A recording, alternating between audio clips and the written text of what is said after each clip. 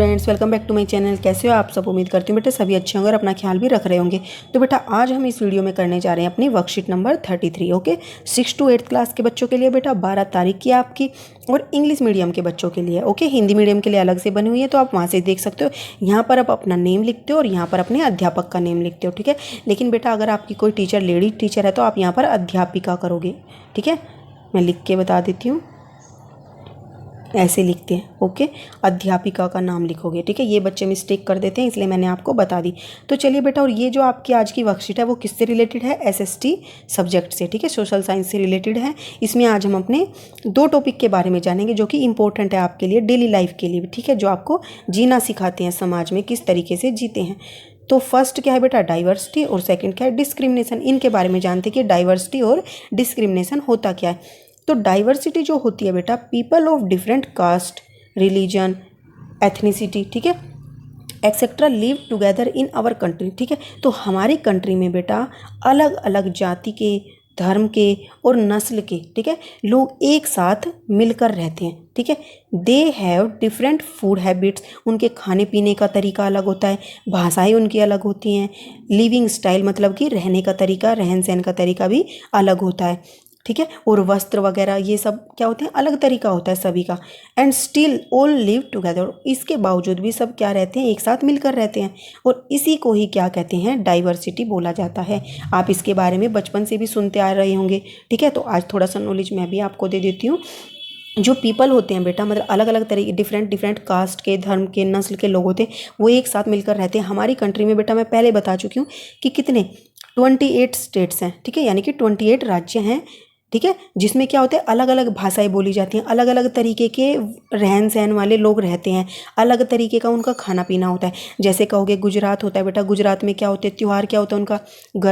गरबा खेलते हैं वो इस तरीके से। ठीक है, और क्या पहनते हैं? उनके वस्त्र भी अलग तरीके के होते हैं। ठीक है, और उनका खाना जो होता है बेटा, जैसे कि ढोकला हो गया, उत्पम हो गया, इस तरीके की चीज़ें खाते हैं। और बेटा आप कहोगे पंजाब में, बेटा पंजाबी में क्या होता है? पंजाबी बोलते हैं वो। और पंजाब में क्या करते हैं बेटा? उनका भांगड़ा होता है। ठीक है, डांस, उनके मतलब कल्चर भी, उनकी जो संस्कृति है वो भी अलग अलग होती है। ठीक है, डांस करने का तरीका अलग होता है उनका। गाने के लिए भी क्या करते हैं? पंजाबी लैंग्वेज में गाते हैं, उनकी भाषा भी अलग होती है। और आपके स्कूल में भी बेटा भाषा संगम हुआ होगा। ओके, जिसमें क्या किया था? आप सभी ने मिलकर 22 भाषाओं के बारे में सभी को परिचित कराया था, कि जो हमारे संविधान में 22 भाषाएं हैं जिनको क्या दिया गया है? स्थान दिया गया है। उन सभी से सभी का परिचय कराया था। ठीक है, जिसमें क्या क्या थी? उर्दू थी बेटा, हिंदी थी, मलयालम थी, कन्नड़ थी, तमिल थी, तेलुगु थी, पंजाबी थी, सिंधी थी, गुजराती थी। ठीक है, इस तरीके से 22 भाषाएं थी। ओके, तो वो सभी अलग अलग राज्यों में बोली जाती हैं।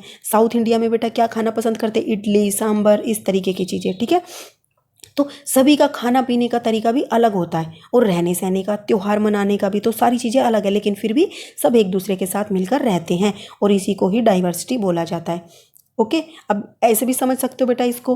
और जहाँ पर डाइवर्सिटी होती है उसी का ही विकास होता है। जैसे अब समझो, तुम एक बच्चे हो तो तुम क्या करते हो अपनी लाइफ में? तुम कोई सिंगिंग भी सीख रहा होगा, कोई डांसिंग सीख रहा होगा, कोई स्पोर्ट्स में अच्छा होगा, साथ ही कोई स्टडी में भी अच्छा होगा, और कोई कोई ऐसे होते हैं जो सभी चीज़ों में अच्छे होते हैं। तो किसकी तारीफ ज़्यादा होती है बेटा? जो सभी चीज़ों में अच्छा होता है। क्यों? क्योंकि जो सभी चीज़ों में अच्छा होता है उसका क्या होता है बेटा? अधिक विकास हो पाता है। वो हर चीज़ को अच्छे से सोचने समझने की उसके अंदर शक्ति का विकास होता है। ओके, तो डाइवर्सिटी इसलिए अच्छी होती है क्योंकि वो क्या करती है? हमारे फ्यूचर को अच्छा बनाने में हेल्प करती है हमारी। ओके, तो यही ऐसे ही हमारे देश में भी अलग अलग जाति के, धर्म के लोग रहते हैं, तो उनसे हमें नई नई चीज़ें सीखने को मिलती है, उनके त्योहारों के बारे में हमें जानने को मिलता है। इससे क्या होता है? हमारा जो मानसिक विकास है वो मतलब कि बढ़ता है। इससे हमारे अंदर एक दूसरे के प्रति प्रेम स्नेह की भावना आती है। ओके, अब बेटा बात करते हैं डिस्क्रिमिनेशन की। तो people behave on the basis of prejudice, 1 minute, people behave on the basis of prejudice और a stereotype based on the perception, then it is called discrimination. ठीक है, तो बेटा जो मतलब कि कुछ लोग ऐसे होते हैं जो क्या करते हैं? पहले से ही जो बनी बनाई बातें हैं, सुनी सुनाई बातें हैं, या रूढ़िवादी बातें होती हैं, उन्हीं के आधार पर क्या करते हैं? दूसरे आज भी इस समाज में या आज के समय में भी उस तरीके का व्यवहार करते हैं सभी के साथ, जो कि गलत होता है। और इसी को क्या बोलते हैं? भेदभाव की भावना बोलते हैं। ठीक है, इसी को ही भेदभाव बोला जाता है, जो कि हम सबको नहीं करना चाहिए। हम सबको देखो बेटा, सभी के अंदर कुछ ना कुछ अच्छाई होती है, ठीक है। हर धर्म के अंदर अच्छी कुछ ना बातें होती हैं, कुछ ना कुछ अच्छी बातें होती है। उनके रहने सहने के तरीकों में भी कुछ ना कुछ अच्छी बातें होती हैं। तो हमें उनसे वो अच्छी अच्छी चीज़ों को सीखना चाहिए, और जो हमारे अंदर कमियां होती हैं हर किसी के अंदर, उनको दूर करने की कोशिश करनी चाहिए, ठीक है। इससे क्या होगा बेटा कि हमारे अंदर आपसी क्या होगा, प्रेम और स्नेह की भावना बढ़ेगी। एक दूसरे की बातों से हमें क्या होगा, हमारा मानसिक विकास होगा, जो मैं अभी रिपीट कर चुकी हूँ बेटा, वही चीज़ें। और जो देखो पहले जो चीज़ें हुई थी बेटा, वो उस समय पर हुई थी, उस समय पर क्या ज़रूरत थी, क्या थी, वो गया। आज का जो समय है हमें उस हिसाब से रहना चाहिए। आज हमें अपने दुनिया में नाम करना है, अपने देश से नाम करना है, तो हम उस तरीके से चलेंगे। देखो आपके घर में दादा दादी थे, उस टाइम पर वो किस तरीके से रहे थे, क्या आप सब उस तरीके से रहते हो? आज नहीं रहते ना, क्योंकि क्या है, आज का समय अलग है। आप आज कुछ नया करते हो, कुछ अलग करते हो। जो वो करते थे वो सब नहीं करते। तो फिर बेटा सुनी सुनाई बातों को क्यों मानते हम पिछली?